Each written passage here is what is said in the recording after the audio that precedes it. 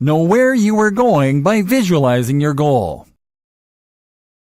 One of the hardest things about succeeding can sometimes be knowing where you want to end up. Sure, we all have a generalized idea of success as having a lot of money and working at doing something that we are passionate about. However, that isn't enough. What you need before you can succeed is a detailed outline of exactly what it is that you want to succeed at. Without that, all of your planning would be for naught. A lot of people prefer not to think about where they want to end up, because maybe sometimes during childhood we have been discouraged from thinking big. We are oftentimes discouraged and told that we are daydreaming and that we should not get ahead of ourselves. Our motivation is squashed at an early age when people tell us that we are not being realistic enough and that we should make sure that we are doing something that is both reasonable and stable. That means that we are often discouraged from taking the risks that we need to take before we will ever succeed at anything in this life.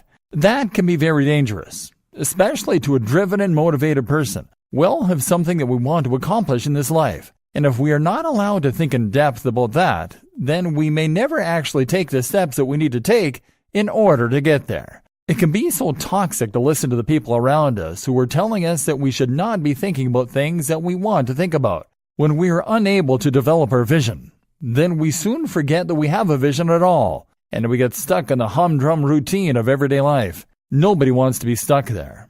And this is how you get out of that rut and start succeeding. To begin with, think deeply about exactly what you want to do and why you want to do it.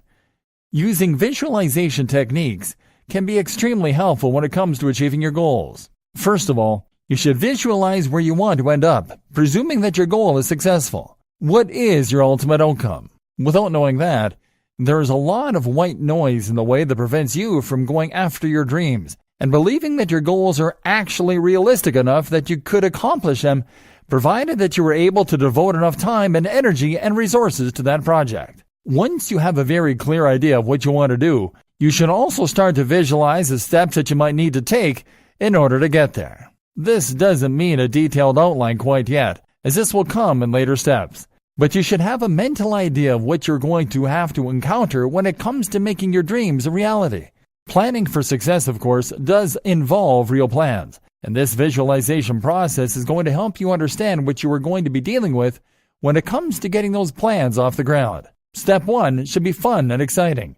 You should begin to feel energized after you have begun to explore your ultimate goal. This is going to be the inspiration that continues to drive you forward along your path of planning for success.